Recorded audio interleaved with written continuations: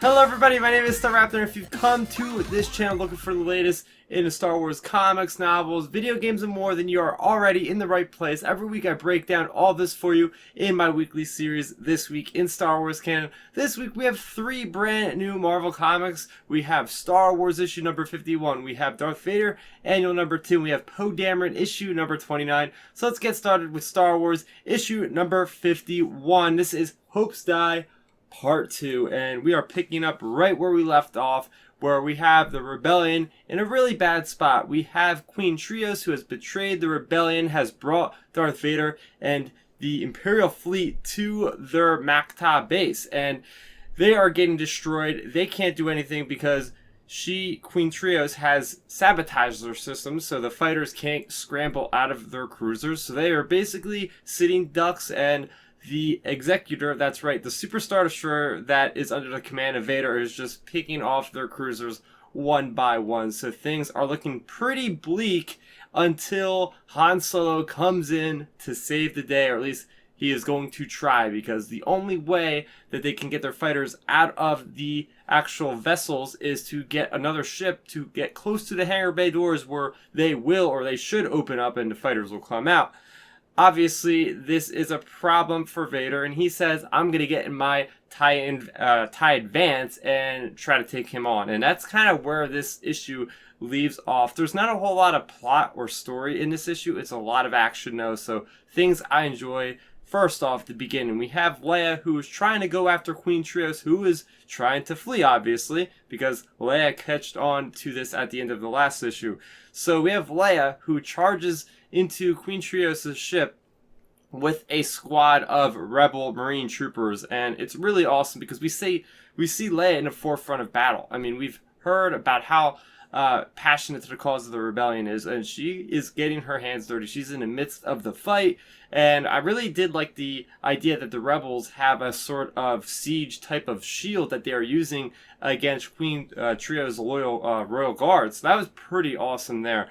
I did like seeing Han and Chewie in the cockpit of the Falcon just messing up the Imperials. We actually do see Chewie go into the upper gun bay and just start taking out the TIEs, and it's a very kind of dynamic flight, and it was really nice because the artwork in this issue was very good.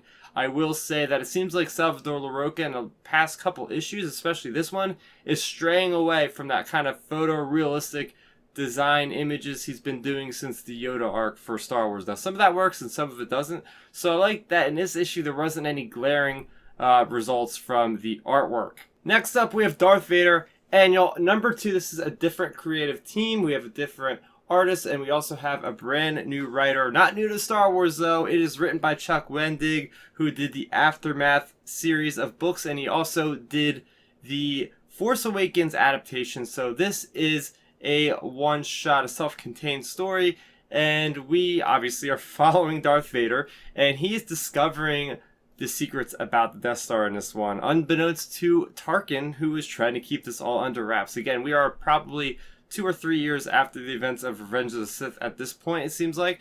We have Vader, who is kind of uncovering the secrets. The Emperor puts the control in Tarkin's hands, which is interesting, and basically Vader has to do the bidding of Tarkin. Tarkin says, you have to go to Geonosis and discover what is going on over there, and he meets Orson Krennic. At this point, he's not a director, he's just a commander, and we have a problem going on Geonosis where they are constructing bits of the Death Star, but there's a lot of sabotage, a lot of things going wrong that is kind of strange. So we have Vader, who is looking into it.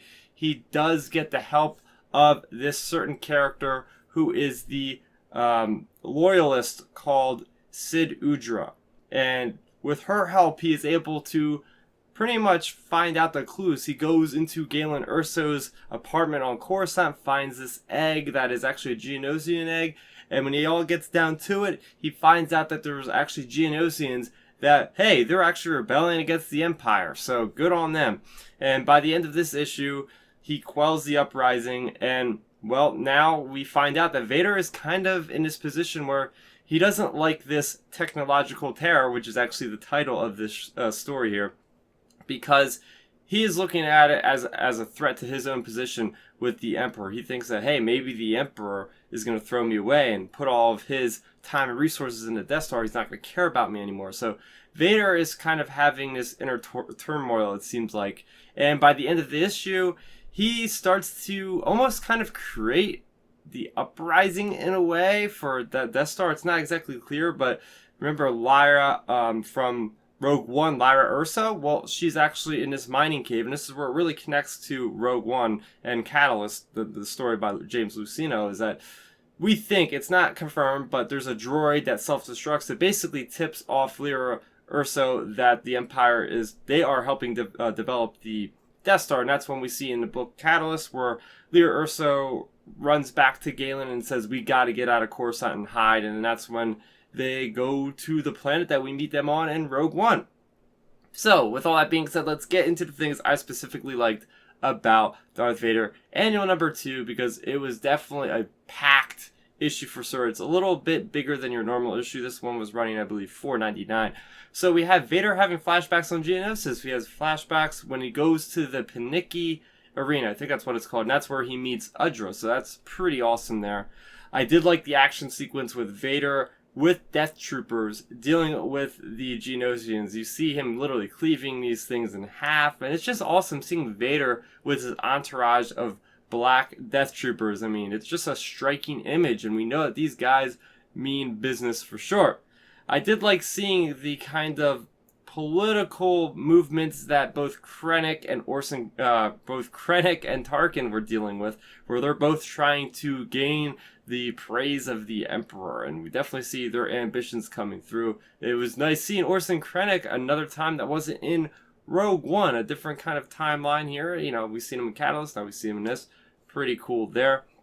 I did like the big connection to Sinjir from the Aftermath series. So this loyalty officer is actually the mentor of Sinjir, and you could read the Aftermath trilogy to actually find out what their relationship is. I thought that was just really cool. And all of this being connected so much to Rogue One, so much to Catalyst, the novel. I think it's just great. I think Chuck Wendig really did a great job with this, because we haven't seen him do anything else that is like his own image in Star Wars since the Aftermath trilogy. So very welcoming to see that. And the artwork was pretty good too. I liked seeing Vader as more of a hulking behemoth menace than what we see him in the regular Darth Vader series, which it's pretty cool there too. And last but not least, we have Poe Dameron issue number 29. This is part 4 of the Awakening arc.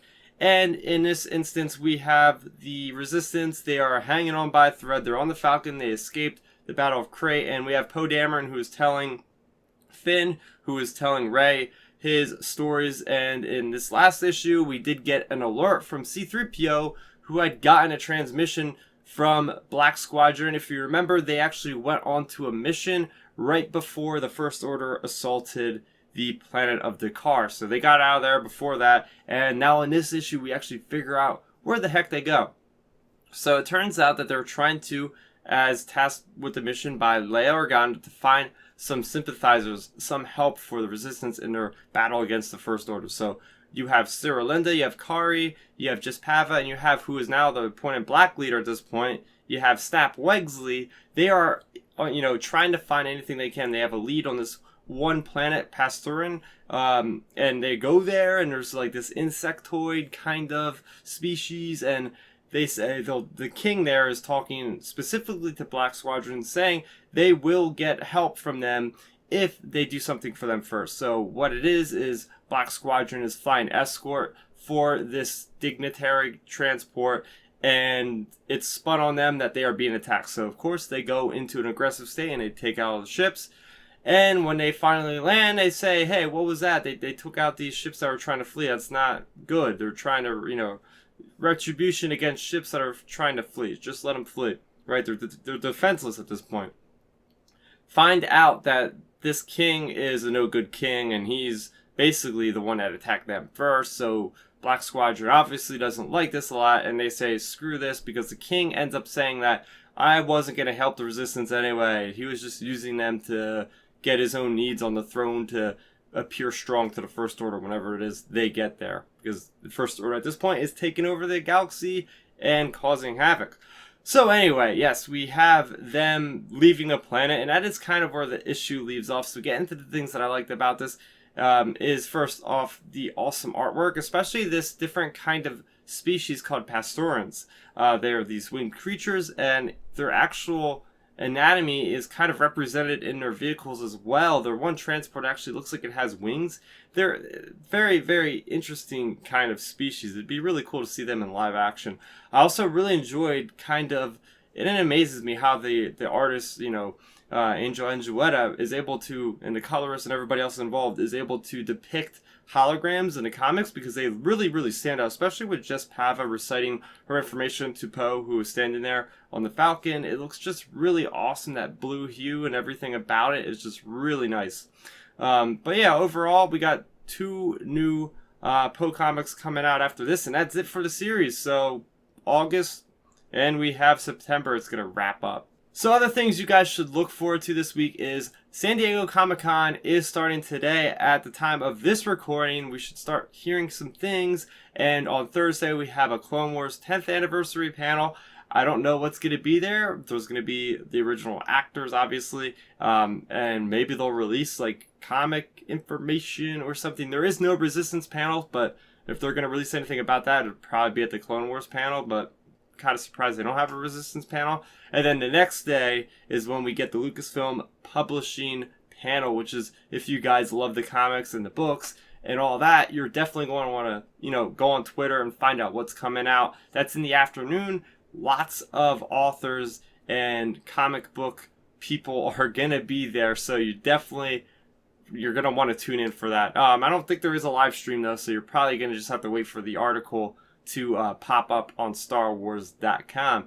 And next week, as far as announced stuff coming out, we have Thrawn Alliances, the sequel to Thrawn. I cannot wait for that novel. We have Darth Vader teaming up with none other than Grand Admiral Thrawn in the region of Batuu, which is where Star Wars Land is going to be. So it's going to be really cool. Plus, it's got flashbacks with Anakin and Thrawn working during the Clone Wars. Is going to be really cool. We also have Dr. Aphra, issue number 22, and the miniseries Lando Double or Nothing, issue number 3 to look forward to next week. So it's going to be a very busy week. This week was a lot of fun. We had 3 new comics. What a time to be a Star Wars fan. Am I right? So what was your favorite thing that you read this week? Was it Darth Vader? Was it Poe Dameron? Or was it Star Wars? Let's talk all about that in the comment section below. And hey, why not? What are your predictions for what comics and what novels they might announce this Friday? I'm thinking that E.K. Johnson might do another Ahsoka novel because, well, we just learned about some of the authors that are going to be there. So let's talk about that in that comment section below. If you're new to the channel, welcome. I do this every single week that they at least have stuff to talk about as far as comics or novels. So if you like this kind of format, let me know in the comment section below. But also, please make sure you subscribe to the channel because it helps me out a lot and you guys will never miss another video. My name is Starrapter. Thank you for watching, and may the Force be with you always. Thanks for checking out the video. Please hit that thumbs up symbol. It helps me know that I'm making content that you guys enjoy. And if you enjoyed this video, I also include 2 videos down below you guys should check out. And please consider subscribing to this channel. It helps support me, and it notifies you guys of when I get new videos up on the channel. You can also contact me on Twitter, Facebook, and Instagram at Starrapter.